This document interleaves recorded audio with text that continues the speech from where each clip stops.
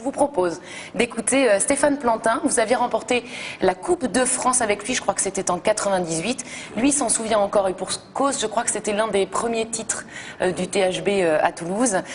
On écoute donc Stéphane Plantin, il parle de vous, Claude Onesta, regardez. Le rôle de Claude est vraiment un rôle de manager, c'est-à-dire que c'est un meneur d'hommes réellement, c'est-à-dire qu'on n'a pas grand-chose à apprendre à ces meilleurs joueurs du monde, mais là il faut les recadrer sur un objectif et les recentrer pour qu'ils atteignent cet objectif. Donc il ne faut pas qu'ils sortent des limites de ce qu'on souhaite obtenir. Claude, je pense que c'est un humain avant tout, donc à partir du moment où il fait passer son cœur et qu'il parle avec ses tripes, c'est le langage que connaît le sportif de haut niveau qui se met tout nu sur le terrain. Donc il a besoin d'avoir un cadre référent qui soit honnête et droit.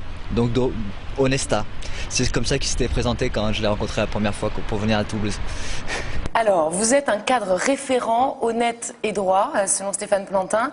En 2001, quand vous avez pris la succession du gourou, on va l'appeler comme ça, Daniel Constantini, on vous prédisait le pire avec une équipe de gagnants, de personnalités, de forts en gueule, je cite, c'est ce qui avait été dit à l'époque.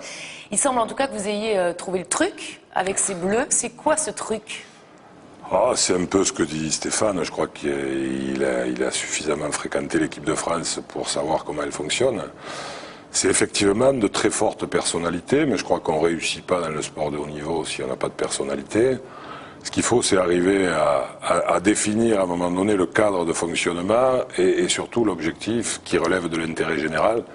Donc il faut que chacun des joueurs puisse un peu s'asseoir sur son propre intérêt pour mettre en avant l'intérêt de l'équipe. Et je crois qu'à l'arrivée, quand on gagne, tout le monde est payé de ce travail en commun. Donc effectivement, je suis beaucoup plus utile à l'équipe dans cette dimension de relations humaines, de gestion et de coaching que véritablement sur des éléments de technique ou de tactique. J'ai aujourd'hui des joueurs qui sont dans les meilleurs clubs du monde, qui connaissent parfaitement leur activité. Et je crois qu'ils ont effectivement besoin plus d'un chef d'orchestre que véritablement de quelqu'un qui voudrait lui-même jouer de tous les instruments.